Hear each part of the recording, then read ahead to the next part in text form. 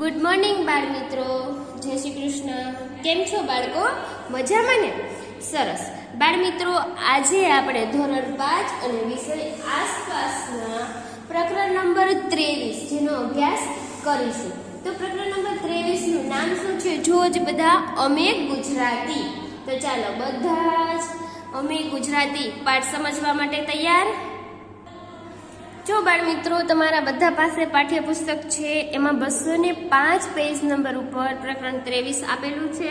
તો ચાલો આપણે આ પ્રકરણ છે સમજવાનું શરૂ કરીએ. જો બાળ મિત્રો, એમાં ક્રિકેટના મેદાનમાં 100 મિત્રો એકઠા થાય છે, એટલે કે જે બાળકો હોય છે સાથે રમવા માટે આવ્યા હોય છે. તો એમાં થાય છે શું કે એમાં એક મિત્ર એનો હોય છે જેનું નામ છે ભવ્ય. એ રમવા માટે આવ્યો ન હોય તો બધા તેને બોલાવવા માટે તેના ઘરે જાય છે. તો ત્યાં જઈને બધા બેલ વગાડે છે અને ભવ્યની મમ્મી છે એ બારણું ખોલે છે અને સૌને અંદર બોલાવે છે.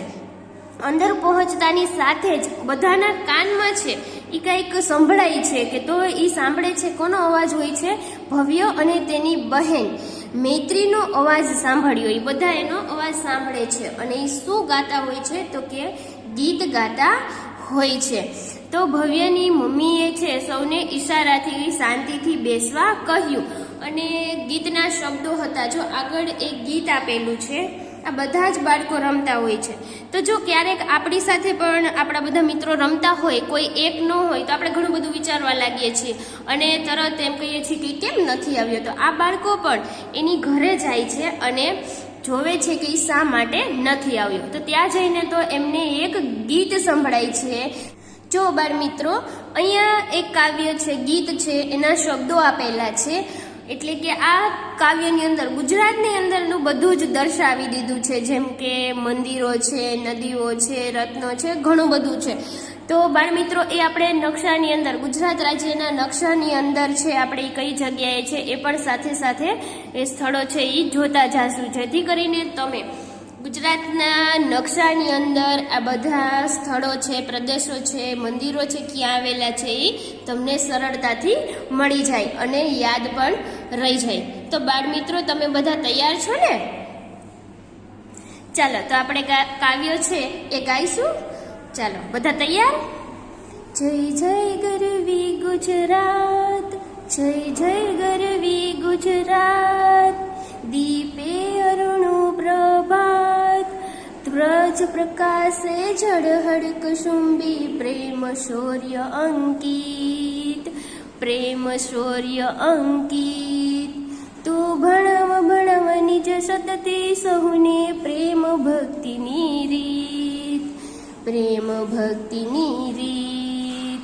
ઊંચી તુજ સુંદર જાત, જય જય ગરવી ગુજરાત, જય જય ગરવી ગુજરાત. ઉત્તરમાં અંબા માત, પૂર્વમાં કાળી માત. જો બાળ મિત્રો, અહીંયા શું કીધું છે? ઉત્તરમાં અંબાજી માતાનું મંદિર છે અને પૂર્વમાં કાળી માતા. તો ચાલો આપણે પેલા નકશામાં એ જોઈએ ને કે ક્યાં આવેલું છે. બધા ધ્યાનથી જોવાનું છે, જેથી કરીને તમે પાછા નકશાની અંદર દર્શાવી પણ શકો. જો બાળ મિત્રો, અહીંયા તમને ક્યાંય અંબાજી માતાનું મંદિર અને પાવાગઢ, એટલે કે ત્યાં ક્યાં માતાજીનું મંદિર છે? મહાકાળી માતાજીનું. તમે નકશામાં કઈ તમને દેખાય છે?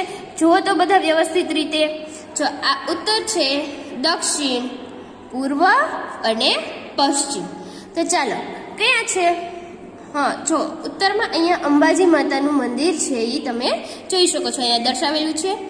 પછી પાવાગઢ ત્યાં છે, જો બધા. હા, જો અહીંયા પાવાગઢ છે એ આપેલું છે. તો હવે તમારે યાદ રાખવાનું છે કે ક્યાં કયું મંદિર છે, ભૂલાવવું જોઈએ નહીં. ચાલો હવે કાવ્યમાં પાછા આપણે આગળ જઈએ. જો બાળ મિત્રો, આગળની કાવ્ય પંક્તિ શું છે? દક્ષિણ દિશામાં કરંત રક્ષા કુતેશ્વર મહાદેવ. એટલે કે દક્ષિણ દિશામાં કોણ રક્ષા કરે છે? કે કુતેશ્વર મહાદેવ છે તે. અને સોમનાથ ને દ્વારકેશ છે એ પશ્ચિમ કેરા દેવ, કે પશ્ચિમ દિશાની અંદર સોમનાથ અને દ્વારકેશ, એટલે કે દ્વારકાનું મંદિર આવેલું છે ને, તે કહે છે કે તે સહાય માટે સાક્ષાત કે સહાય માટે ત્યાં હાજર જ છે. તો જો બાળ મિત્રો, જો અહીંયા દ્વારકાનું મંદિર આવેલું છે બધા જોઈ શકો છો. અને પછી જો અહીંયા સોમનાથ મંદિર છે. તો આપણે સ્થળ મળી જાય ને હવે નકશાની અંદર આપણે જ્યારે દર્શાવવાના હોય ત્યારે. સરસ, ચાલો આગળની કાવ્ય પંક્તિ જોઈએ. હવે આગળની કાવ્ય પંક્તિ જો શું આપેલી છે. જય જય ગરવી ગુજરાત, જય જય ગરવી ગુજરાત, નદી તાપી નર્મદા જોઈ, મહીને બીજી પણ જોઈ. તો અહીંયા શું કે છે કે ગરવી ગુજરાતની અંદર નદી છે, એમાં તાપી નદી જોઈ, નર્મદા નદી જોઈ, મહી નદી પણ જોઈ, અને સાથે સાથે ઘણી બધી બીજી નદીઓ પણ જોઈ છે. તો આપણે પણ એકવાર આ નદીઓ જોઈ લઈએ. ચાલો જો બાળ મિત્રો, અહીંયા તમે મહી નદી જોઈ શકો છો, બધાને દેખાય છે વ્યવસ્થિત. પછી જો નર્મદા નદી ક્યાં આવેલી છે, જો અહીંયા નર્મદા નદી મહી નદીની નીચે આપેલી છે અહીંયા. અને હવે ત્યાંથી નીચે જાઓ એટલે અહીંયા તાપી નદી આપેલી છે. એના સિવાય ઘણી બધી નદીઓ છે. જુઓ આમાં તમે જોઈ શકો છો, જો રૂકમાવતી, ભૂખી, કનકાવતી, ખારી, એ ઘણી બધી અહીંયા નદીઓ છે. આપણે એ નદીઓ પછી પાછા એકવાર જોઈ લઈશું. ચાલો હવે કાવ્ય પંક્તિમાં પાછા જઈએ. જો આગળ કે છે, વળી જોયા સુભટના જુદવરમણ ને રત્નાકર સાગર. હવે એની આગળ કે છે, પર્વત પરથી વીર પૂર્વજો દે આશીષ જયકર. હવે એ શું કે છે, પર્વત પરથી વીર પૂર્વજો એટલે કે પહેલાના જે આપણા પૂર્વજો થઈ ગયા છે એ આપણને આશીષ આપે છે કે જય કર સંપે શોહે શો જાત, એ કે બધા સંપીને સાથે રહે કે છે, અને બધી જ જાત એટલે કે કોઈ એકને નહીં બધાને એ આશીર્વાદ આપે છે. પછી આગળ જુઓ, જય જય ગરવી ગુજરાત. જો આગળ, તે અણહિલવાડના રંગ તે સિદ્ધરાજ જયસિંહ, તે રંગ થકી પણ અધિક સરસ રંગ થશે સ્વત્વરે માત. પછી આગળ કે છે, શુભ શુકુન દિશે મધ્યાહન શોભશે વીતી ગઈ છે રાત, જય ઘૂમે નર્મદા સાત, જય જય ગરવી ગુજરાત. અહીંયા જુઓ, આ કાવ્ય પંક્તિઓ છે, કાવ્યના ગીતો છે, એ બધા સરસ મજાના રાગમાં એ બંને ભાઈ બહેન છે એ ગાતા હોય છે, અને એના મિત્રો છે એ સાંભળે છે, અને બધા એ સાંભળીને બહુ ખુશ થઈ જાય છે. આ કાવ્ય જે કોને લખ્યું છે, એના કવિ છે નર્મદ, એમણે આ કાવ્ય લખ્યું છે. આ કાવ્યની અંદર ગુજરાતને બધી જ વસ્તુઓ છે, મંદિરો છે, પૂર્વજો છે, ઘણી બધી વસ્તુઓ છે, એ બધું જ આમની અંદર લઈ લીધું છે કે એક કાવ્યમાં જ આખા ગુજરાતનો એમ કહીએ કે પરિચય આપી દીધો છે. જો બાળ મિત્રો, અહીંયા જ્યારે આ કાવ્ય એ પૂરું થાય છે તો બધા મિત્રો છે એ તાળીઓ વગાડવા માંડે છે કે બધા બહુ ખુશ થઈ જાય છે અને તાળીઓ વગાડે છે. અને ક્યાં જાય છે? ભવ્યને મળવા એના રૂમમાં જાય છે. ત્યાં ભવ્યની સાથે તેની બહેન મૈત્રી, ભવ્યના કાકા અને મામા બેઠા હતા. તો ભવ્યના કાકા છે એ હાર્મોનિયમ અને મામા છે એ તબલા વગાડવામાં નિપુણ હતા, એટલે ગીત ગાતા હતા. તો ત્યારે એ બંને શું કરતા હશે? હા, હાર્મોનિયમ અને તબલા સાથે સાથે વગાડતા હતા. સૌ મિત્રોના આવવાથી ભવ્ય છે એકદમ ખુશ થઈ ગયો હોય છે કે એ કે છે મને આમ બહુ મજા આવી એમ, કેમ કે શું થાય, આપણી ઘરે કોઈ આપણા મિત્રો આવ્યા હોય અને આપણે કંઈક ગાતા હોય કે એવું કરતા હોય અને એ સાંભળે અને એમને ગમે તો આપણે ખુશ થઈ જઈએ ને. તો બધા એના મિત્રો છે એ પણ ખુશ હોય છે અને ભવ્ય પણ સાથે સાથે એમને જોઈને ખૂબ જ ખુશ થઈ જાય છે. તો ભવ્યના મિત્રએ, એનું નામ હોય છે જય, એ કાકાને પૂછે છે. બાળ મિત્રો જુઓ, એ જે કાકાને પૂછતા જશે એ આપણે આ નકશામાં વ્યવસ્થિત તમારે ગોતવાનું છે. શા માટે? જેથી કરીને આપણને આ નકશો છે એ વ્યવસ્થિત રીતે શું થઈ જાય, યાદ રહી જવો જોઈએ. કોઈ ગમે ત્યારે પૂછે તો આપણને ખબર પડી જાય કે નકશાની અંદર કયું સ્થાન છે, એ કેના માટે આપેલું છે, ત્યાં કયો જિલ્લો આવેલો છે, ત્યાં ક્યાં જોવાલાયક સ્થળો છે, બધું આપણને ખબર પડી જવી જોઈએ. જો એ શું પૂછ્યું એને પ્રશ્ન કે એ કે છે કાકા કયું ગીત હતું, મેં પહેલી જ વાર સાંભળ્યું છે. તો એ પૂછે છે કે આ ગીત કયું હતું, મેં ક્યારેય સાંભળ્યું હતું નહીં. તો કાકા એને સવિસ્તાર જવાબ આપે છે, એમને બધું જ મુદ્દાસર જવાબ આપે છે કે આ ગીત છે આપણા ગુજરાતની ઓળખ અને ગુજરાતનું ગૌરવ વધારનાર ગીત છે. આ ગીતમાં ગુજરાત રાજ્યની ભૌગોલિક સ્થિતિ અને વિશિષ્ટતાઓનું વર્ણન ખૂબ જ સુંદર રીતે કરવામાં આવ્યું છે કે ગુજરાત રાજ્યની સ્થાપના ક્યારે થઈ હતી? કોને ખબર છે? કોઈને યાદ છે? હા, 1 મે 1960 રોજ થઈ હતી. અને હાલમાં ગુજરાતનું આપણે કહીએ કે પાટનગર કયું છે? તો કે ગાંધીનગર તેનું પાટનગર છે. અને કવિ નર્મદ દ્વારા આ ગીતની રચના કરવામાં આવી હતી. આપણે જોયું કે આ કાવ્યના રચયિતા કોણ હતા? તો કે કવિ નર્મદ. અને અહીંયા હમણાં શું કીધું કે ગુજરાતનું પાટનગર કયું છે? ગાંધીનગર. તો તમે બધા જો અહીંયા જોઈ શકો છો કે ગાંધીનગર આપેલું છે. હવે આપણે નકશામાં ગમે ત્યારે કે ગાંધીનગર ક્યાં છે તો આપણે આરામથી અને જલ્દીથી કહી શકવા જોઈએ કે ગાંધીનગર અહીંયા આવેલું છે. જો બધા જોઈ શકો છો? સરસ. હવે પછી શું કે છે?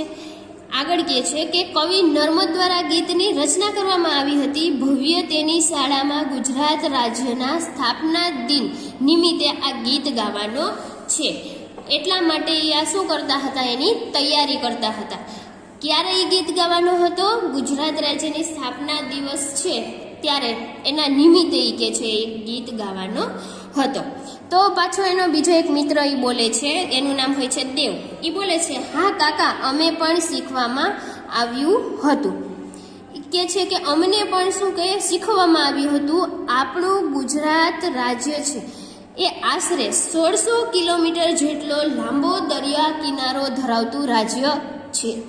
તો બાળ મિત્રો જુઓ, તમે આ ગુજરાત રાજ્યના આ દરિયા કિનારો તમે અહીંયા જોઈ શકો છો. આ બ્લુ કલર આપેલું છે કે નહીં? મળી ગયું બધાને?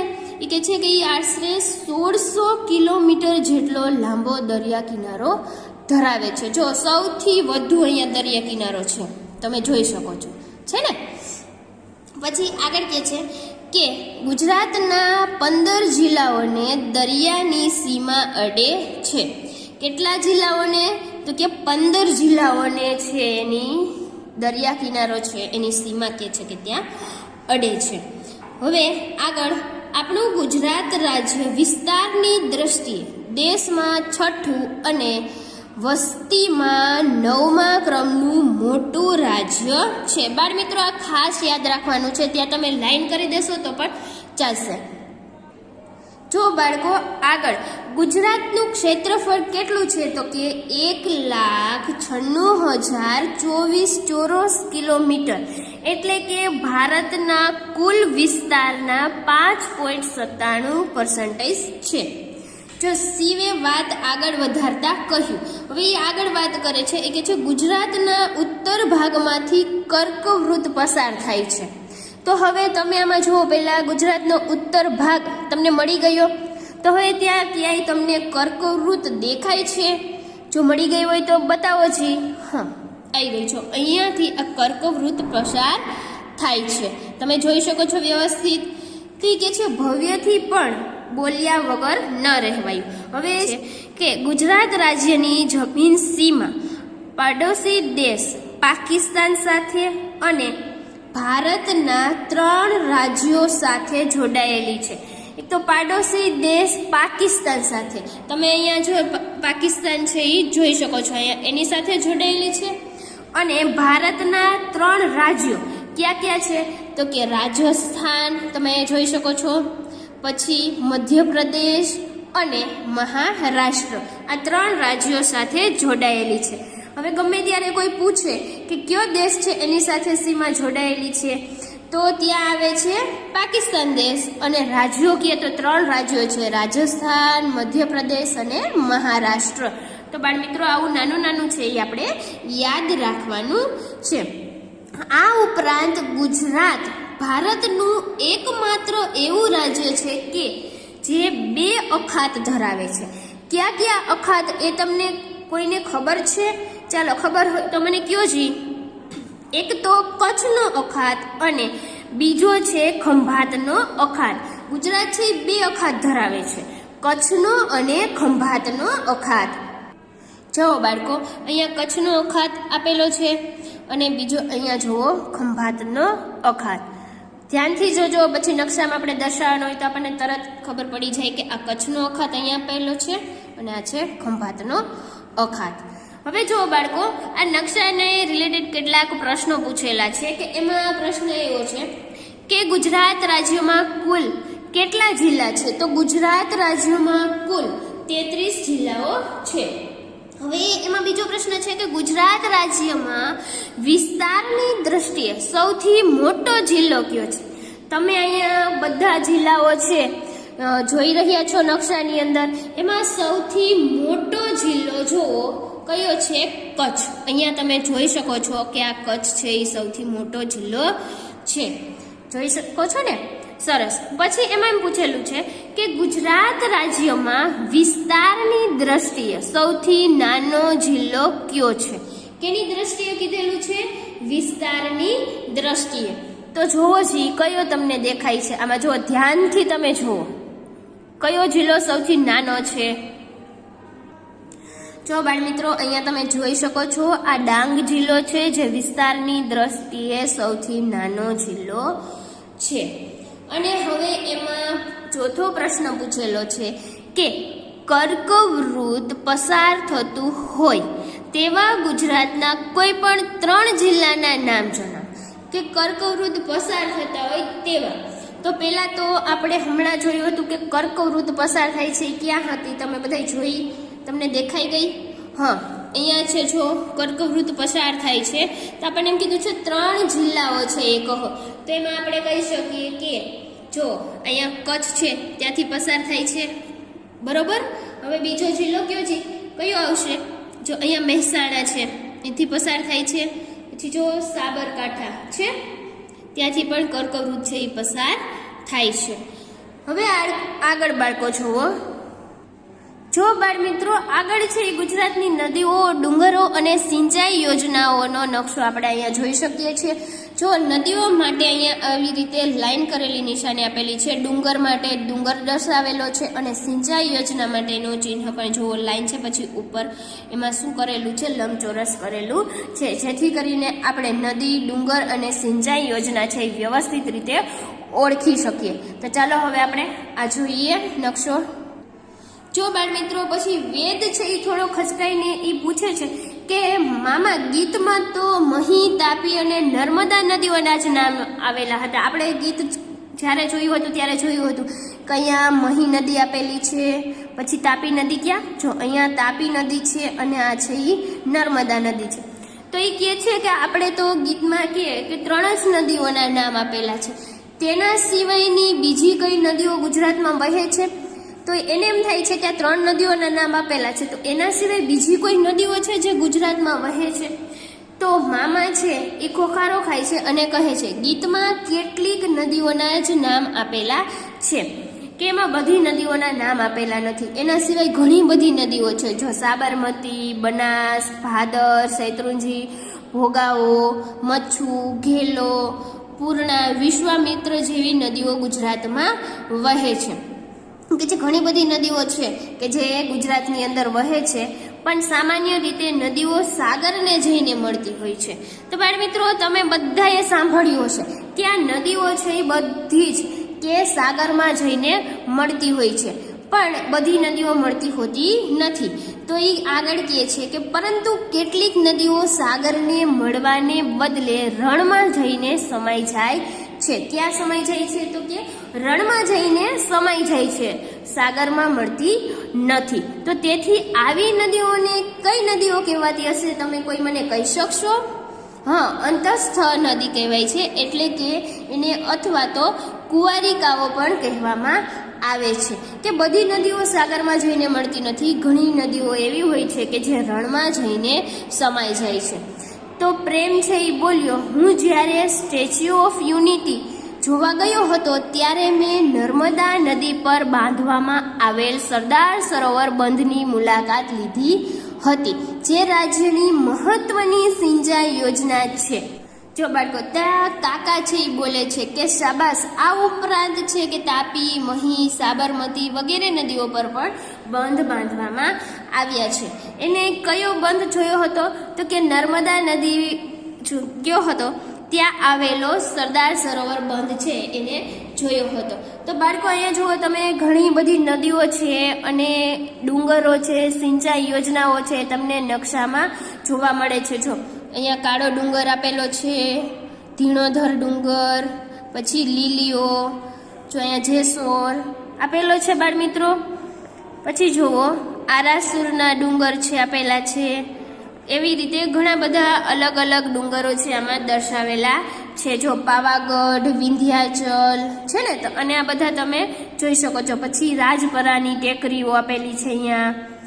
અહીં અલગ અલગ જગ્યાએ જે ડુંગરો આપેલા છે તે અહીંયા દર્શાવેલા છે.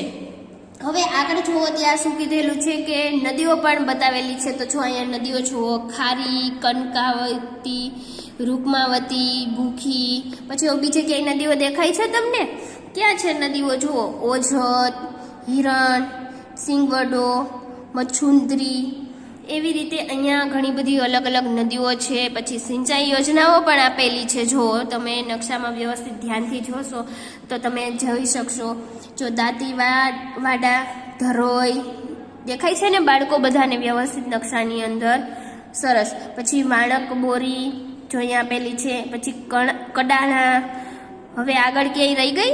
જો અહીંયા મચ્છુ, તમે એ તો જોઈ જ હશે. મચ્છુ જોઈ છે ને? ક્યાં છે? આજી ડેમ. હા, એ તો બધાએ બહુ સારી રીતે જોઈ હશે. પછી અહીંયા જુઓ શેત્રુંજી આપેલી છે. તો અહીંયા બધા અલગ અલગ છે નદીઓ, ડુંગરો અને સિંચાઈ યોજના આપેલી છે. અને સૌથી તમે વધારે ખૂબ જાણીતો ડુંગર છે. જુઓ તો આમાં કહે છે તમે ત્યાં ઘણીવાર ગયા પણ હશો. જો આટલામાં જ ક્યાંય છે. ક્યાં છે? અહીં રહ્યો જો, ગિરનાર. જોયો છે ને બધાએ? અને ત્યાં તો તમે ઘણીવાર ગયા પણ હશો. છે બાળ મિત્રો?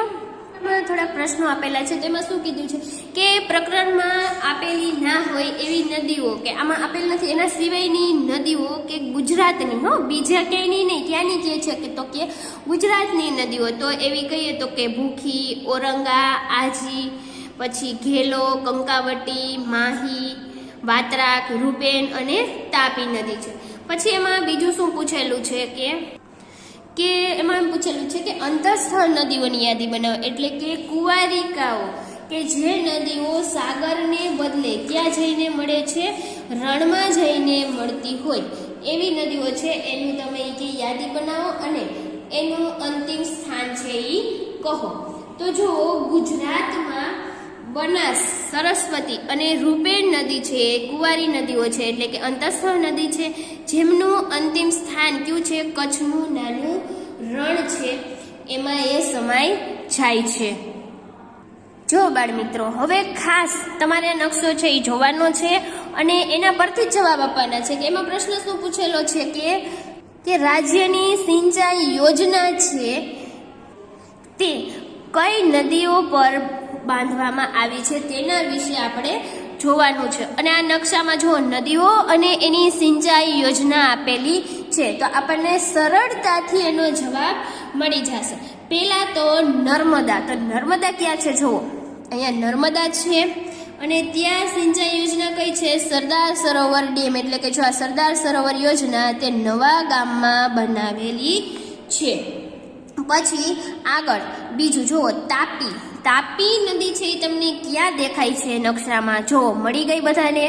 હા, અહીં રહી. અહીંયા તાપી નદી અને ત્યાં જુઓ ઉકાઈ અને કાકરાપાર. આ બે સિંચાઈ યોજના છે. ધ્યાનથી જોજો બાળ મિત્રો, અહીંયા તાપી પર બે સિંચાઈ યોજના છે, કાકરાપાર અને ઉકાઈ. મળી ગયું? સરસ. હવે આગળ જુઓ સાબરમતી. સાબરમતી છે એ નદી તમને ક્યાં દેખાય છે? ગોતો હાલો ફટાફટ નકશામાં. કઈ બાજુ સાબરમતી આવેલી છે? મળી ગઈ બધાને? હા, સરસ. જો અહીંયા સાબરમતી છે એ નદી અહીંયા આપેલી છે. તો એના પર કઈ યોજના છે? કોણ કહેશે મને?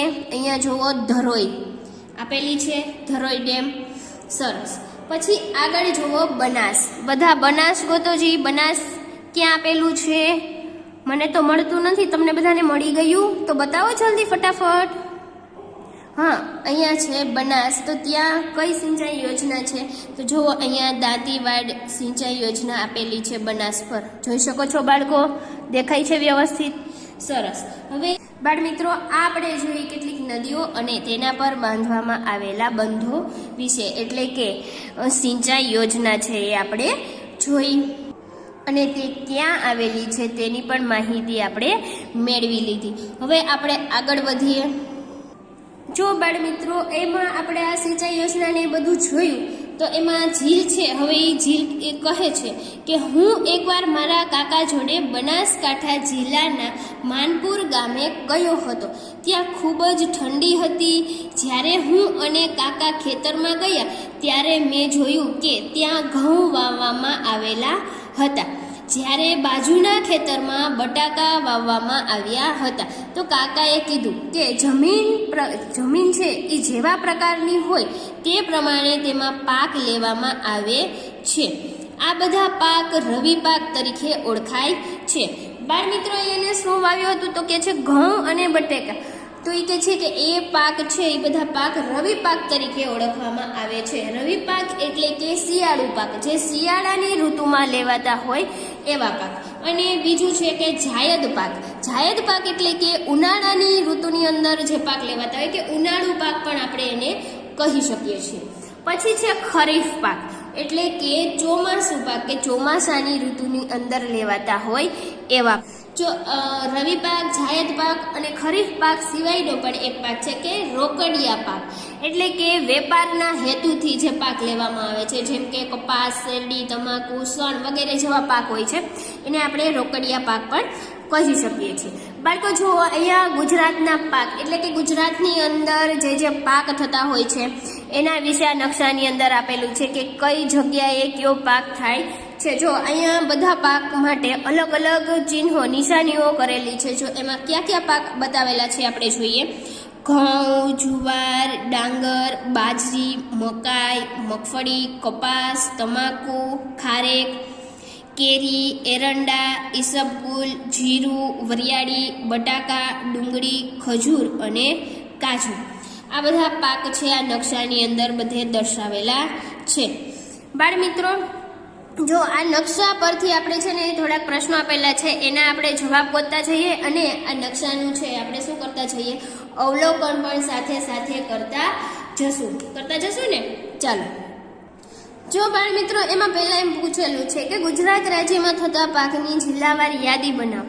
તો કે ગુજરાતના દરેક જિલ્લામાં તેની જમીન અને હવામાનને આધારે વિવિધ પ્રકારની ખેતી થાય છે, જેમાં કપાસ, બાજરી, ઘઉં, મગફળી, એરંડા, મકાઈ, જીરું, તુવેર, ચોખા, ડુંગળી અને ફૂલો અને શાકભાજીની ખેતી થાય છે. આમાંથી ગુજરાતમાં એનો મુખ્ય પાક કયો છે ખબર છે બાળ મિત્રો? મુખ્ય પાક છે કપાસ. અને તમે જો ગુજરાતમાં સૌથી વધુ કપાસ છે એ જોઈ શકો છો. જો આ કપાસની નિશાની છે અને અહીંયા તમે જુઓ સૌથી વધુ તમે અહીંયા ગુજરાતમાં કપાસ છે એનું ઉત્પાદન જોઈ શકો છો, છે ને.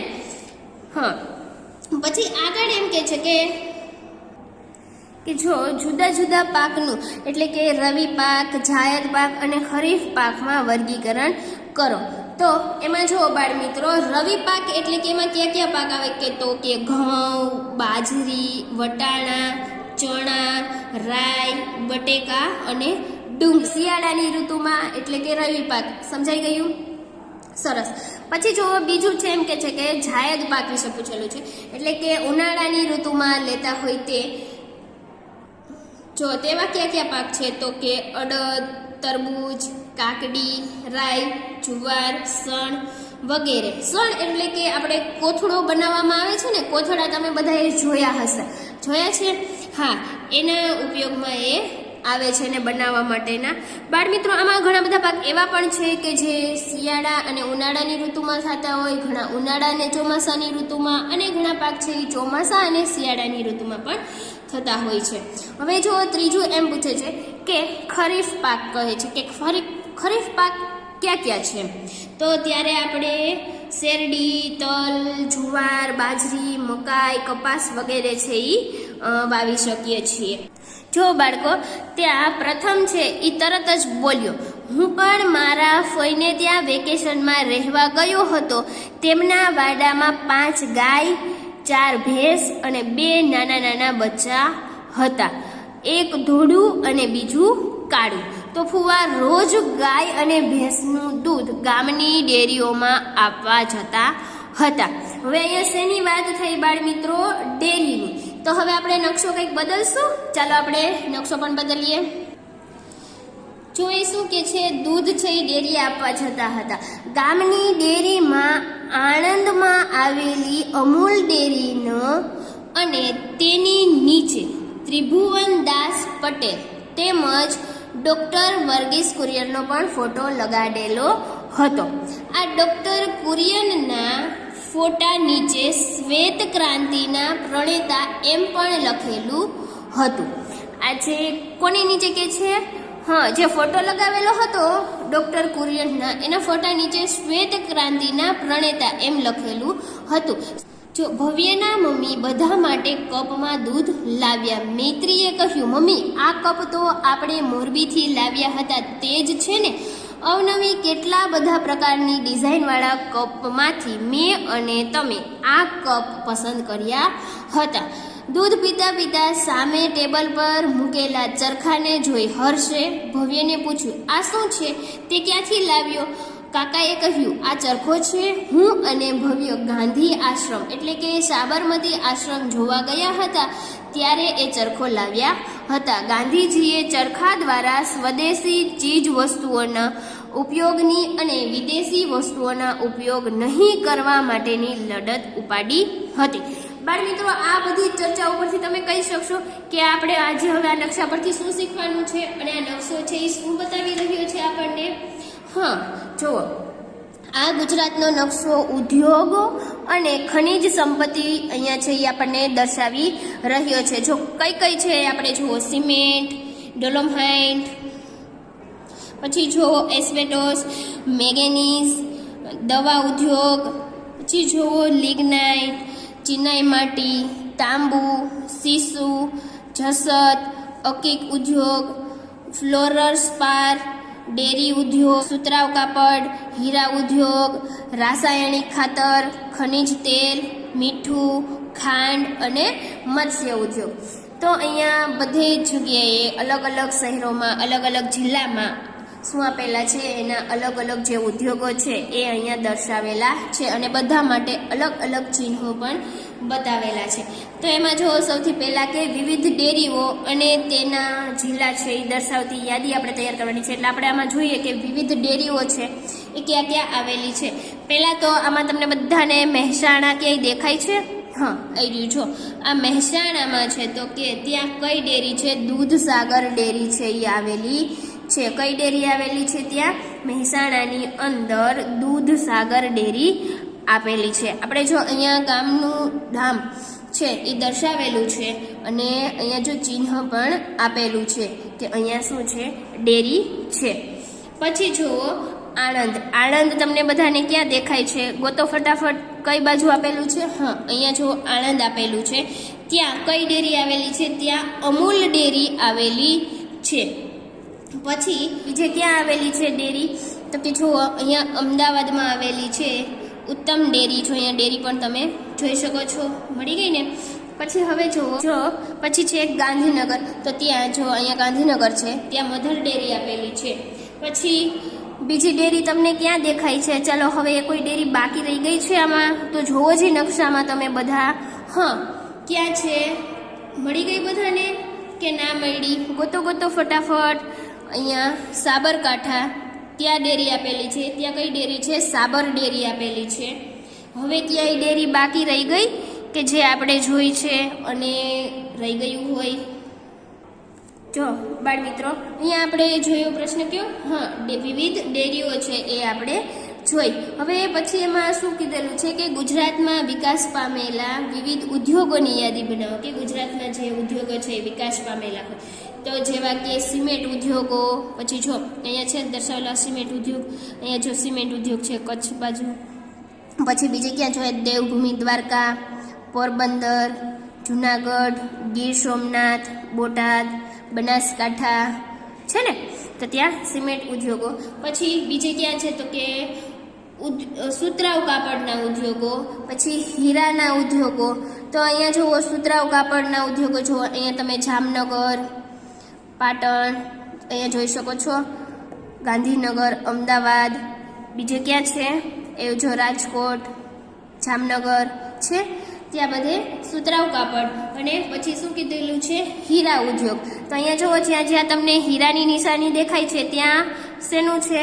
હા, હીરા ઉદ્યોગ. જો અહીંયા ભાવનગર છે, જામનગરમાં છે, બીજે ક્યાં જોઈ શકો છો તમે? સુરતમાં છે. સુરત તો સૌથી પહેલા દેખાઈ ગયું હશે, બરાબર ને? પછી એવી રીતે હવે મીઠા ઉદ્યોગ. તો મીઠું તમને દેખાય છે? હા, વેરી ગુડ. જો સૌથી પહેલા જ કચ્છ આપણને ખબર જ છે કે ત્યાં મીઠાનો સારો એવો ઉદ્યોગ છે. પછી અહીંયા પાટણમાં છે, બરાબર. અહીંયા ભાવનગરમાં છે, ભરૂચમાં આપેલો છે, અહીંયા સુરતમાં જો અહીંયા જ્યાં દરિયા કિનારો વધારે પડતો હોય ત્યાં છે, અને બીજે પણ ઘણી બધી અલગ અલગ જગ્યાએ મીઠાનો ઉદ્યોગ આપેલો છે. જો અહીંયા ભાવનગર છે ત્યાં પણ શા માટે આપેલો છે? કેમ કે ત્યાં એ ઉદ્યોગ થાય છે એટલા માટે આપેલો છે, એમનેમ આપેલો નથી. પછી ડેરી ઉદ્યોગ, જે પણ આપણે જોયા ઘણી બધી જગ્યાએ ડેરી ઉદ્યોગ છે. જો તમે જોયા ને જુનાગઢ, બધાને ખબર જ છે ને ડેરી ઉદ્યોગની નિશાની જોઈ ગયું. જુનાગઢમાં છે, પછી બીજે ક્યાં છે? અમદાવાદ, ગાંધીનગર, આણંદ, અહીંયા મહેસાણા, બનાસકાંઠા, વડોદરા, હવે ક્યાંય નવસારી, એ ઘણી બધી જગ્યાએ છે ડેરીનો ઉદ્યોગ છે. ત્યાં ડેરી ઉદ્યોગ છે એ દર્શાવેલા છે. પછી બીજો કે મત્સ્ય ઉદ્યોગ. જો મત્સ્ય ઉદ્યોગ જ્યાં થાય છે ત્યાં માછલીની નિશાની કરેલી છે. તો તમે અહીંયા ક્યાંય જોઈ શકો છો માછલીની નિશાની? હા, દેવભૂમિ દ્વારકા. બીજે ક્યાંય દેખાય છે તમને? મને તો ક્યાંય દેખાતું નથી. અહીંયા આપેલું છે દેવભૂમિ દ્વારકા. તો કે ત્યાં મત્સ્ય ઉદ્યોગ વિકસેલો છે. પછી હવે કેવો ઉદ્યોગ છે? તો કે ખાંડના ઉદ્યોગો છે તે. તો તમે આમાં ખાંડના ઉદ્યોગો ચાલો ગોતોજી ક્યાં આવેલા છે? હા, વેરી ગુડ. ક્યાં આપેલો છે? જો ખાંડની ઉદ્યોગની, અહીંયા ખાંડની નિશાની છે. તો એ ઉદ્યોગો પણ વિકસેલા છે. જો અહીંયા ગીર સોમનાથમાં છે, સુરતમાં છે ને ઘણી બધી જગ્યાએ ખાંડના ઉદ્યોગો છે એ વિકસેલા છે. પછી ચિનાઈ માટીના ઉદ્યોગો. તો ચિનાઈ માટીની નિશાની જોવો જી, અહીંયા આપેલી છે ગોળ રાઉન્ડ ને એની અંદર બીજું નાનું એવું ટપકું આપેલું છે. જ્યાં જ્યાં એ નિશાની છે ત્યાં ત્યાં ચિનાઈ માટી છે એના ઉદ્યોગો છે. મોરબી છે, સુરેન્દ્રનગર છે, પછી બીજે ક્યાંય છે? તો ચાલો ગોતોજી. હા, અહીંયા જો સાબરકાંઠા છે, એમ અલગ અલગ જગ્યાએ ઉદ્યોગ છે એ વિકસેલો છે. પછી હવે સૌથી છેલ્લે દવા ઉદ્યોગ. તો દવા ઉદ્યોગ માટે કઈ નિશાની છે જોવો જી? પ્લસની નિશાની છે. તો સૌથી પહેલા જ તમને દેખાઈ ગયું હશે કે અહીંયા જો જામનગરમાં છે, અહીંયા છે જામનગર, અમદાવાદ, વડોદરા, ભરૂચ છે ને ત્યાં છે એ દવા ઉદ્યોગ છે એ વિકસેલો છે. હવે બાળકો, હવે આપણે પાછળનો નકશો છે એનું અવલોકન કરીએ. બાળ મિત્રો, જો અહીંયા ગુજરાતમાં જોવાલાયક સ્થળો છે એનો આ નકશો આપેલો છે. એમાં કયા કયા સ્થળો બતાવેલા છે જુઓ તો અહીંયા જોવો ધ્યાનથી. ધાર્મિક સ્થળો માટે ચોરસની નિશાની છે, શિલ્પ સ્થાપત્યો માટે સ્ટાર, ગિરી મથક માટે ડુંગર જો એની નિશાની આપેલી છે, અભયારણ્ય માટે લંબચોરસ, પછી પ્રવાસી સ્થળો માટે રાઉન્ડ, અને રેતાળ સમુદ્રમાં તટ એના માટે જો અહીંયા સાઇન આપેલી છે. અહીંયા બધા માટે અલગ અલગ ચિહ્નો આપેલા છે. તો બાળકો, અહીંયા આપણે આ શું કરવાનું છે? આ નકશાનું વ્યવસ્થિત રીતે અવલોકન કરવાનું છે. જુઓ કેટલા બધા જિલ્લાઓ છે કે જે જોવાલાયક છે આમાં. તો બનાસકાંઠામાં આવેલું જો અહીંયા અંબાજી મંદિર છે ને. હા, પછી બીજું કયું છે? જો અહીંયા જો તરંગા એ મંદિર ત્યાં દર્શાવેલું છે. અરવલ્લી છે, પાવાગઢ છે ને, ડાકોર છે. આ બધા ધાર્મિક સ્થળો આપેલા છે. અહીંયા હાજી પીરની જો અહીંયા આપેલું છે. પછી કચ્છમાં આવેલું જો કોટેશ્વર મંદિર, માતાનો મઢ, અને અહીંયા હાજી પીર એ ક્યાં આવેલું છે? તો કે કચ્છમાં આવેલું છે. પછી દેવભૂમિ દ્વારકામાં ધાર્મિક સ્થળ તો કહીએ તો દ્વારકા આપેલું છે અહીંયા જો. પછી ત્યાંથી થોડા નીચે જઈએ તો ગીર સોમનાથમાં સોમનાથ આપેલું છે. અહીંયા ભાવનગર પાસે જુઓ પાલીતાણા આપેલું છે, જે જોવાલાયક સ્થળ પણ કયું છે કે તો કે ધાર્મિક સ્થળ છે. એવી રીતે શિલ્પ સ્થાપત્યો તો એ પણ જુઓ અહીંયા તમે જોઈ શકો છો. વડનગરનું અહીંયા તોરણ છે. પછી અહીંયા રાણકી વાવ છે. દેખાય છે ને બધાને? સરસ. પછી મોઢેરાનું મંદિર આપેલું છે, તો ત્યાં અહીંયા તમે જોઈ શકો છો. એમાં અલગ અલગ જગ્યાએ શું આપેલું છે? શિલ્પ સ્થાપત્ય આપેલું છે. જો અહીંયા ચંપારનેરનો કિલ્લો છે, એ પણ સરસ મજાનું સ્થાપત્ય છે જે આપણે જોવાલાયક છે. એવા અલગ અલગ સ્થાપત્યો આપેલા છે. હવે જો ગિરિમથકો, ક્યાં દેખાય છે તમને ગિરિમથકો? ક્યાંય તમને ડુંગરો દેખાય છે? જો અહીંયા રહ્યું સાપુતારા. ઘણા બધા લોકો છે ત્યાં ફરવા જાય છે. સાપુતારા જોયું છે ને? તો અહીંયા જો સાપુતારા આપેલું છે. પછી અભયારણ્ય, તો આમાં ક્યાં આપેલા છે જોવો જ બધા. જો અહીંયા નળ સરોવર આપેલું છે, સુરેન્દ્રનગરની બાજુમાં છે. સરસ મજાનું. એ પણ આપણે શું છે? જોવાલાયક છે. આપણે ત્યાં જોવા જઈએ તો આપણને ખૂબ મજા આવે કે ત્યાં બહુ ગમે એવું છે. પછી આગળ જો બીજે ક્યાંય આપેલું છે, ઘણા બધા અલગ અલગ અભયારણ્યો છે અહીંયા આપેલા છે. ગીરનું અભયારણ્ય, જે આપણે સૌએ લગભગ બધાએ જોયું હશે, બહુ ઓછું હશે કે ત્યાં કોઈ ગયા હશે નહીં એવું. પછી અહીંયા કચ્છમાં જુઓ ઘુડખર અભયારણ્ય આપેલું છે. દેખાય છે બાળકો બધાને? સરસ. બાળકો હવે જુઓ પછી શું આપેલું છે? પ્રવાસી સ્થળો, કે જ્યાં બધા લોકો છે એ ફરવા માટે જતા હોય છે. તો જુઓ સૌથી પહેલાં કચ્છનું સફેદ રણ છે ને, ત્યાં બધા ઘણીવાર જોવા જાય છે ને આપણે એમ કહીએ છીએ કે કચ્છ નહીં દેખા તો કુછ નહીં દેખા કહીએ છીએ ને, તો ત્યાં કચ્છનું અભયારણ્ય. પછી અહીંયા જુઓ કચ્છનું સફેદ રણ. પછી અહીંયા જુઓ બાળ મિત્રો કાંકરિયા તળાવ, પછી ગાંધી આશ્રમ છે ને. અમદાવાદમાં આપણે જઈએ તો ત્યાં બધા એમ કે ચાલો અમારે કાંકરિયા તળાવ છે ત્યાં ફરવા જવું છે, ત્યાં ખૂબ મજા આવે છે. હવે અહીંયા જુઓ હજી એક બીજું સ્ટેચ્યુ ઓફ યુનિટી, ત્યાં પણ બધા છે ફરવા જાય છે. તો એ ફરવા લાયક શું કહીએ કે પ્રવાસી સ્થળો છે. પછી રેતાળ સમુદ્ર તટ આપેલો છે. તો જો અહીંયા આપેલું છે માંડવી. પછી અહીંયા જુઓ ડુમસ, ઉભરાટ, તિથલ. આ બધા કેવા પ્રદેશો છે? તો કે રેતાળ સમુદ્ર તટ છે. જો બાળકો અહીંયા આપણે આ બધા સ્થળો છે જે જોવાલાયક હતા, સ્થાપત્યો, ગિરિમથક, ધાર્મિક સ્થળો, અભયારણ્યો, પ્રવાસી સ્થળો અને રેતાળ સમુદ્ર તટ છે એ જોયા. એની નીચે જુઓ બાળકો તમને કેટલાક પ્રશ્નો આપેલા છે, ચર્ચા કરો અને નોટબુકમાં લખો. તો એ છે તમારે લખવાના છે. જો ત્યાં શું પ્રશ્ન પૂછેલા છે જુઓ કે જિલ્લાવાર જોવાલાયક સ્થળોની યાદી તૈયાર કરી તમારી બુકમાં લખો અને કોણ કયા કયા સ્થળોની મુલાકાત લીધી છે તે ચર્ચા કરો. આમાંથી આપણે નકશામાં જોયા ઘણા બધા સ્થળો છે, એમાં તમે ગયા હશો તો એ તમારે નોટબુકમાં લખવાનું છે. પછી તમે જોયું હોય તે સ્થળનું નામ અને તેની વિશિષ્ટતા તમારે છે એ લખવાની છે.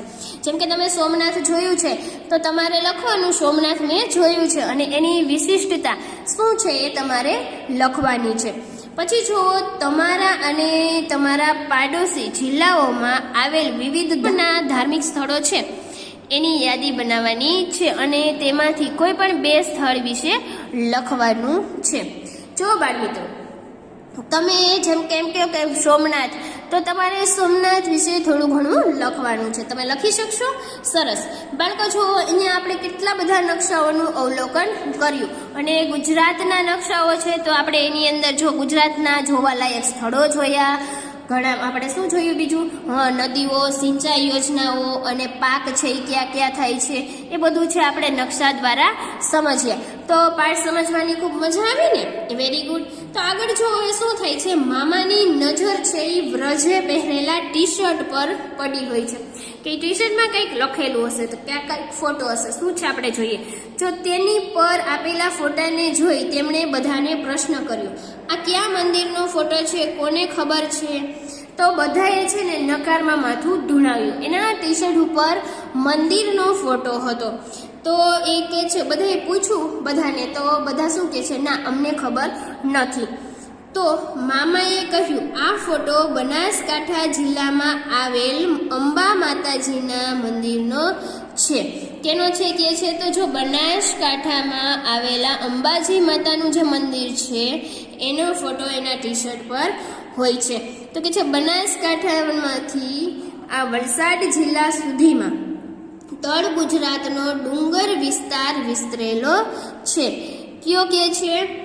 તળ ગુજરાતનો ડુંગર વિસ્તાર છે એ વિસ્તરેલો છે. વાત આગળ વધતા કથને કહ્યું, હા મામા, અમે ડાંગના ડુંગરાળ પ્રદેશમાં આવેલા ગુજરાતના એકમાત્ર ગિરિમથક સાપુતારા ગયા હતા. એકમાત્ર ગિરિમથક ક્યાં ક્યાં છે? તો કે ગુજરાતમાં એકમાત્ર ગિરિમથક આવેલું છે. અને ક્યાં છે? જોવો તમે અહીંયા જોઈ શકો છો, સાપુતારા. ત્યાં અમે શું ગયા હતા.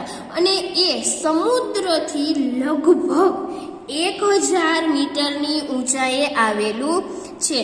કેટલા કે છે? સમુદ્રથી લગભગ 1000 મીટર ઊંચાઈએ આવેલું છે. આ બધું શું છે? સમુદ્ર છે. યાદ છે ને, આપણે પહેલા જ નકશામાં જોયું હતું કે આ બધું એ છે એ સમુદ્રનો વિસ્તાર છે. તો બાળકો જો આપણે આમાં ઘણું બધું નવું શીખ્યા કે વર્ષ 2019ની માહિતી પ્રમાણે આપણે ગુજરાત રાજ્યમાં કુલ 33 જિલ્લાઓ આવેલા છે. અને ગુજરાત રાજ્યમાંથી કર્કવૃત પસાર થાય છે. ગુજરાત રાજ્યનો દરિયા કિનારો છે એ 1600 કિલોમીટર લાંબો છે. જોયું આપણે ઘણું બધું નવું જોયું હતું. અને ગુજરાત રાજ્યની નદીઓ અને તેની સિંચાઈ યોજના, પછી ગુજરાત રાજ્યના મુખ્ય પાક એટલે કયો પાક છે? તો કે કપાસ. અને ગુજરાત રાજ્યના જોવાલાયક સ્થળો, ઉદ્યોગો અને શિલ્પ સ્થાપત્યો વિશે આપણે ઘણું બધું શીખ્યા છીએ. અને નકશામાં પણ આપણે જોયું. એટલે હવે આપણને નકશો પૂરવાનો આવે તો ક્યારેય કોઈ જ પ્રકારની ભૂલ થશે નહીં થાય ને બાળ મિત્રો? સરસ. તો બાળકો, હવે આપણે ફરી મળીએ. ત્યાં સુધી બધાને મારા જય શ્રી કૃષ્ણ.